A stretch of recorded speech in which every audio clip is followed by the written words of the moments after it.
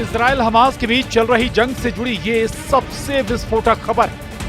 Israel ने Gaza पट्टी को 2 हिस्सों में बांट दिया है। गाजा में बच्चे भूख प्यास से बिलख रहे हैं, लेकिन किसी को रहम नहीं आ रहा। अब सवाल है कि क्या नेतन्याहू को कोई मुस्लिम देश रोक पाएगा? उधर इजराइल में ही 1000 से ज्यादा इजरायली सैनिकों पर गाज गिराने की तैयारी चल रही है। आखिर वजह क्या है? क्यों सख्त एक्शन लेने जा रहे हैं नेतन्याहू? आज बताएंगे आपको। लेकिन पहले बात गाजा की, जिसे 2 हिस्सों में बांट दिया है इजराइल ने। दरअसल इजराइल ने भयानक कार्रवाई करते हुए गाजा पट्टी को 2 हिस्सों में बांट दिया।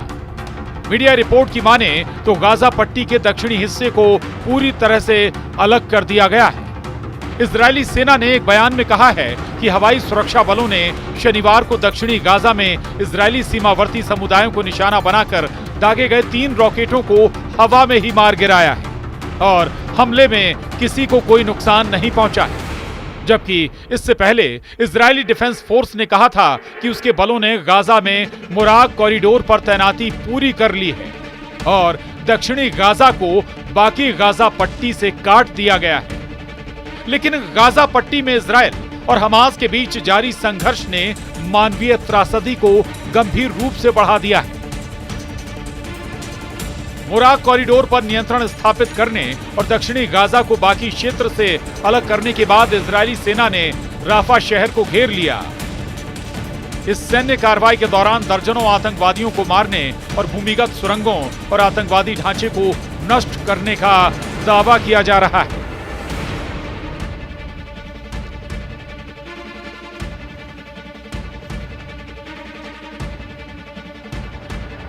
इस बीच गाजा को कंट्रोल करने वाले हमास के एक वरिष्ठ सदस्य ने बताया कि उसका एक प्रतिनिधिमंडल संभावित युद्ध विराम समझौते पर मिस्र के मध्यस्थों के साथ बातचीत के लिए शनिवार को काहिरा जाएगा। उन्होंने कहा कि हमें उम्मीद है कि बैठक में युद्ध को समाप्त करने, आक्रामकता को रोकने और गाजा से कब्जे वाली सेनाओं की पूरी तरह वापसी सुनिश्चित करने के लिए एक समझौते पर पहुंचने की दिशा में वास्तविक बात हो सकेगी। इजराइल ने गाजा को 2 हिस्सों में बांटा, जिसका बेहद बुरा असर गाजा वासियों पर पड़ा। संयुक्त राष्ट्र की रिपोर्ट में कहा गया है कि द्वितीय विश्व युद्ध के बाद गाजा में हुआ यह सबसे बड़ा विध्वंस है। गाजा की 23 लाख आबादी में से लगभग 5% लोग मारे गए हैं और 80,000 से ज्यादा लोग घायल हुए हैं। इस संघर्ष ने गाजा की अर्थव्यवस्था को भी बर्बाद कर दिया है और गाजा के 18 लाख से ज्यादा लोग गरीबी रेखा के नीचे चले गए हैं। गाजा में खाद्य आपूर्ति की स्थिति भी अत्यंत गंभीर है। इजरायली घेराबंदी की वजह से गाजा पट्टी में खाने पीने का सामान नहीं जा पा रहा है, जिससे लोगों को पेड़ों की पत्तियां और घास खाने पर मजबूर होना पड़ रहा है। भूख से मरने के कगार पर पहुंच गए बच्चे घास खाकर पेट भरने की कोशिश कर रहे हैं, लेकिन फिर भी कई बड़े देशों का दिल नहीं पसीज रहा। इन सब के बीच इजरायली अधिकारियों ने कहा है कि गेंद हमास के पाले में है। अधिकारियों ने कहा है कि जहां तक इजरायल का सवाल है, मिस्र का प्रस्ताव जिसमें 8 जीवित बंधकों की रिहाई शामिल थी, अमेरिका के दूत विटकॉक योजना के साथ साथ चर्चा में था। रिपोर्ट के मुताबिक इजरायली प्रधानमंत्री बेंजामिन नेतन्याहू ने शुक्रवार को मिस्र के युद्ध विराम प्रस्ताव पर विचार करने के लिए विचार विमर्श किया है। मिस्र के प्रस्ताव में युद्ध को खत्म करने के लिए कदम उठाना शामिल है, जिसका इजरायल विरोध कर रहा है।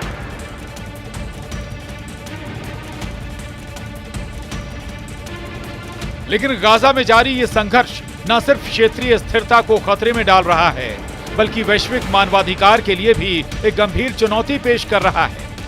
भूख से बिलबिलाते घास खाते बच्चों की दर्दनाक दास्तां ने पूरी दुनिया को झकझोर दिया है। एक बार फिर इस युद्ध के बारे में सोचने पर मजबूर कर दिया है इन तस्वीरों ने।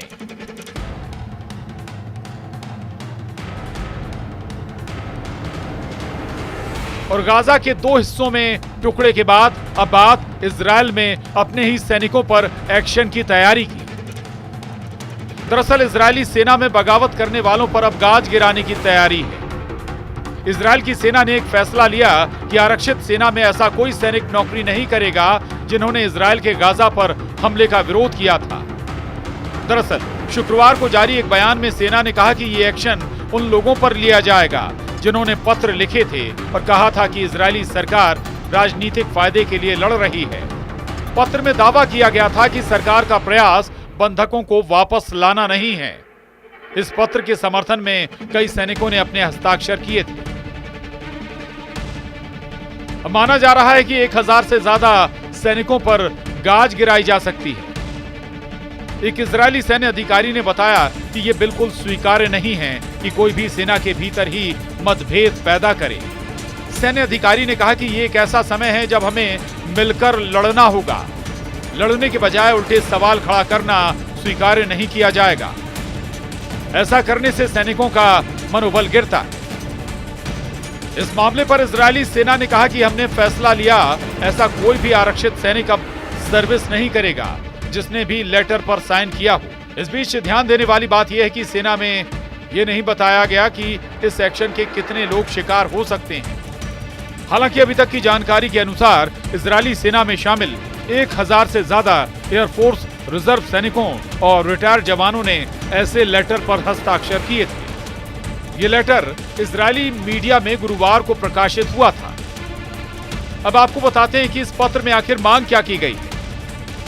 गुरुवार को सामने आए इस पत्र में सेना के कुछ जवानों ने मांग करते हुए कहा कि इजरायली सरकार को बंधकों को वापस लाना चाहिए।